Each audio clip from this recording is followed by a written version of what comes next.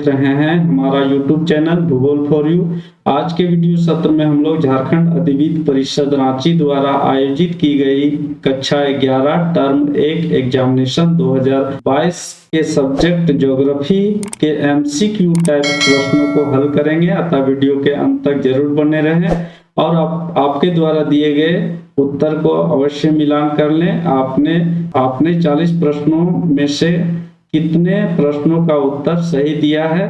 तो चलिए बिना विलंब के वीडियो को शुरू करते हैं और बढ़ते हैं पहले प्रश्न की ओर। पहला प्रश्न है, आधुनिक भूगोल का जनक किसे कहा जाता है? तो इसका सही उत्तर है ऑप्शन 2 हम्बोल्ट को आधुनिक भूगोल का जनक कहा जाता है। बढ़ते हैं दूसरे प्रश्न की ओर। दूसरा प्रश्न है, कोलंबस ने अमेरिका की खोज कब की थी? तो इसका सही उत्तर है ऑप्शन 1 1492 ईस्वी में कोलंबस के द्वारा अमेरिका की खोज की गई थी। तीसरा प्रश्न है, किस भूगोलवेत्ता ने सबसे पहले विश्व का मानचित्रण किया था? तो इसका सही उत्तर है टॉलमी महोदय के द्वारा सबसे पहले विश्व का मानचित्रण किया गया था। चौथे प्रश्न की ओर बढ़ते हैं। चौथा प्रश्न है, निम्न में से कौन ब्रिटेन का निवासी था? तो इसका सही उत्तर है ऑप्शन 3 चार्ल्स डार्विन इनमें से ब्रिटेन के निवासी थे। पांचवें प्रश्न की ओर बढ़ते हैं। पांचवा प्रश्न है, सबसे चमकीला ग्रह किसे कहा जाता है? तो दिए गए ऑप्शन में सबसे चमकीला ग्रह शुक्र को कहा जाता है। ऑप्शन 3 इसका सही उत्तर है। बढ़ते हैं छठे प्रश्न की ओर। छठा प्रश्न है, रसेल ने कौन सी परिकल्पना दी थी? रसेल महोदय के द्वारा पृथ्वी के उत्पत्ति संबंधी सिद्धांत में ऑप्शन 1 द्वैतारक परिकल्पना को दिया गया था। सातवां प्रश्न है, निम्न में से किसे बाहरी ग्रह के अंतर्गत रखा जाता है? तो दिए गए ऑप्शन में यहाँ पर ऑप्शन 2 इसका सही उत्तर है। शनि को बाहरी ग्रह की श्रेणी में रखा जाता है और यहाँ पृथ्वी, मंगल, शुक्र ये सभी यांत्रिक ग्रह के उदाहरण है। आठवां प्रश्न है, खगोलीय दूरी मापने की इकाई निम्नलिखित में से कौन है? तो इसका सही उत्तर है ऑप्शन 1 प्रकाश वर्ष खगोलीय दूरी मापने की इकाई है। नौवां प्रश्न है, पृथ्वी का केंद्रीय भाग क्या कहलाता है? नौवां प्रश्न है, पृथ्वी का केंद्रीय भाग क्या कहलाता है? तो इसका सही उत्तर है ऑप्शन 3 भूक्रोट पृथ्वी के आंतरिक भाग को या केंद्रीय भाग को कहा जाता है। 10वें प्रश्न की ओर बढ़ते हैं। 10वां प्रश्न है, हिमालय पर्वत की उत्पत्ति किस सागर से हुई है? तो इसका सही उत्तर है ऑप्शन 3 टेथिस सागर। हिमालय पर्वत वर्तमान समय में जहां स्थित है वहां पहले टेथिस नाम का सागर हुआ करता था। 11वें प्रश्न की ओर बढ़ते हैं। 11वां प्रश्न है, भूकंप की कौन सी तरंग सबसे खतरनाक मानी जाती है? तो दिए गए ऑप्शन में ऑप्शन 3 इसका सही उत्तर है। एल तरंग सबसे खतरनाक तरंग होती है भूकंप के लिए। 12वां प्रश्न है, समस्त पृथ्वी का औसत घनत्व कितना है? तो दिए गए विकल्पों में इसका विकल्प 2 सही है। समस्त पृथ्वी का औसत घनत्व 5.5 ग्राम प्रति घन सेंटीमीटर है। इसके बाद 13वां प्रश्न है। 13वां प्रश्न है, 15 करोड़ वर्ष पूर्व पृथ्वी पर स्थित एकमात्र महाद्वीप का नाम क्या था? तो इसका सही उत्तर है दिए गए विकल्पों में विकल्प 4 इसका सही उत्तर है। पेंजिया कहा जाता था, जिसमें सभी महाद्वीप आपस में मिले हुए थे। ये अल्फ्रेड वेगनर महोदय के द्वारा नामकरण दिया गया है।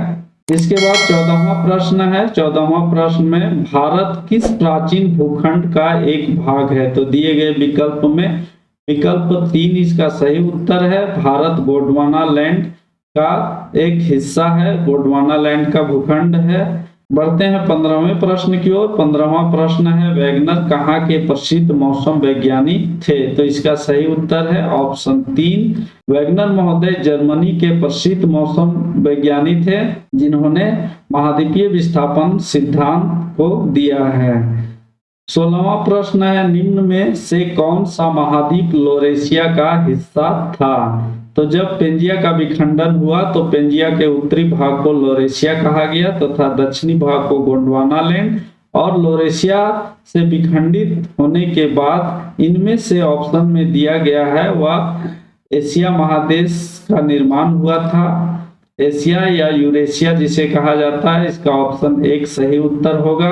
17वां प्रश्न है, चूना पत्थर किस प्रकार के चट्टान का उदाहरण है? तो यहाँ दिए गए विकल्पों में विकल्प 2 इसका सही उत्तर है। चूना पत्थर अवसादी चट्टान का उदाहरण है। 18वें प्रश्न की ओर बढ़ते हैं। 18वां प्रश्न है, निम्न में से कौन चट्टान में बहुमूल्य धातुएं पाई जाती है? तो इसका सही उत्तर है ऑप्शन 1, आग्नेय चट्टान में बहुमूल्य धातुएं पाई जाती है। 19वां प्रश्न है, कोयला किस शैल में पाया जाता है? इसका सही उत्तर है ऑप्शन 2, कोयला जो पाया जाता है वह अवसादी शैल में पाया जाता है। 20वां प्रश्न है, स्लेट किसका रूपांतरित रूप है? इसका सही उत्तर है ऑप्शन 3, शैल।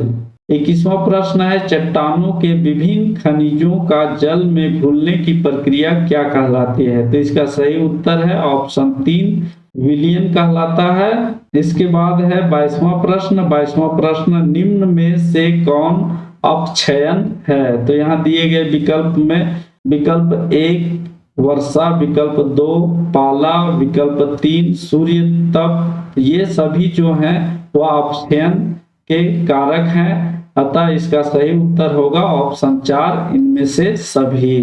23वां प्रश्न है, भौतिक अपक्षय के लिए जिम्मेदार सबसे महत्वपूर्ण तत्व क्या है?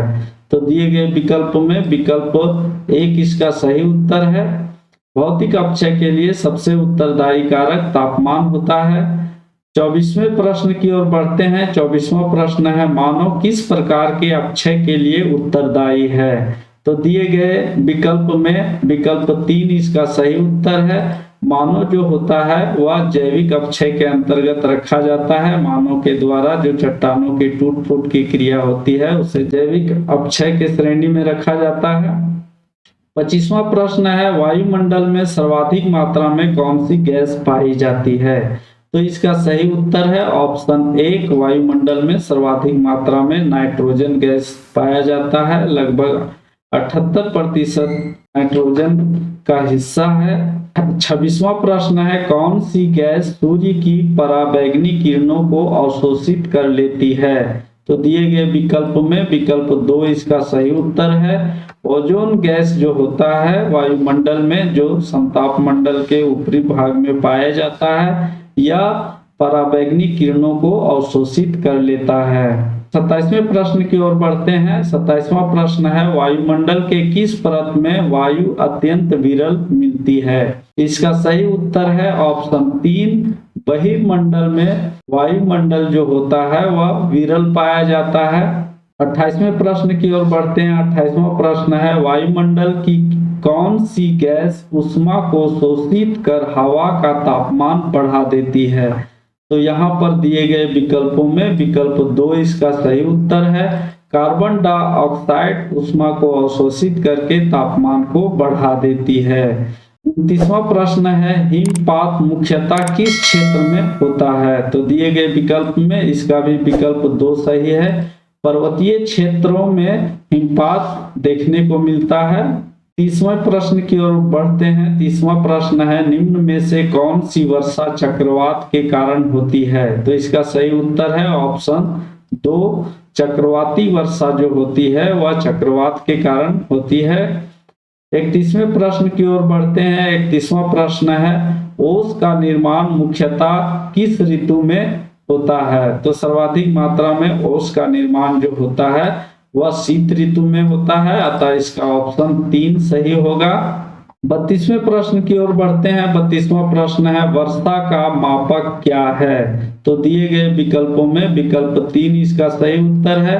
वर्षा को मापने के लिए सेंटीमीटर का उपयोग किया जाता है। 33वां प्रश्न है, अम्लीय वर्षा किस कारण से होता है? तो दिए गए विकल्पों में विकल्प 1 इसका सही उत्तर है। अम्लीय वर्षा फैक्ट्रियों से निकलने वाले धुओं के कारण होता है। 34वें प्रश्न की ओर बढ़ते हैं। 34वां प्रश्न है, भारत का सबसे प्रदूषित शहर कौन सा है? तो दिए गए विकल्पों में विकल्प 2 इसका सही उत्तर है। दिए गए विकल्पों में विकल्प 2 इसका सही उत्तर है। दिल्ली इनमें से सबसे अधिक प्रदूषित नगर है भारत का। 35वां प्रश्न है, विश्व पर्यावरण दिवस कब मनाया जाता है? तो इसका सही उत्तर है ऑप्शन 2, विश्व पर्यावरण दिवस 5 जून को मनाया जाता है। 36वें प्रश्न की ओर बढ़ते हैं। 36वां प्रश्न है, किस विद्वान ने भूगोल शब्द का सर्वप्रथम प्रयोग किया था? तो इसका सही उत्तर है ऑप्शन 3, इरेटोस्थेनीज ने सर्वप्रथम भूगोल शब्द का प्रयोग किया था। 37वां प्रश्न है, निम्नलिखित में से कौन सा सक्रिय ज्वालामुखी है? तो यहाँ दिए गए विकल्पों में विकल्प 4 इसका सही उत्तर है। स्ट्रोम्बोली जो है वह सबसे सक्रिय ज्वालामुखी है। हालांकि ऑप्शन 2 भी सही हो सकता है। भारत में बैरन आइलैंड है, वहां पर भी भारत में एक सक्रिय ज्वालामुखी है, लेकिन यहाँ ऑप्शन 4 एकदम सटीक उत्तर है। 38वां प्रश्न है, वायुमंडल के सबसे निचली परत कौन सी है? तो दिए गए विकल्पों में विकल्प दूसरा इसका सही उत्तर है। वायुमंडल का सबसे निचली परत को क्षोभ मंडल कहा जाता है। 39वां प्रश्न है, क्षेत्रफल की दृष्टि से भारत का सबसे छोटा राज्य कौन सा है? तो दिए गए विकल्प में विकल्प 1 इसका सही उत्तर है।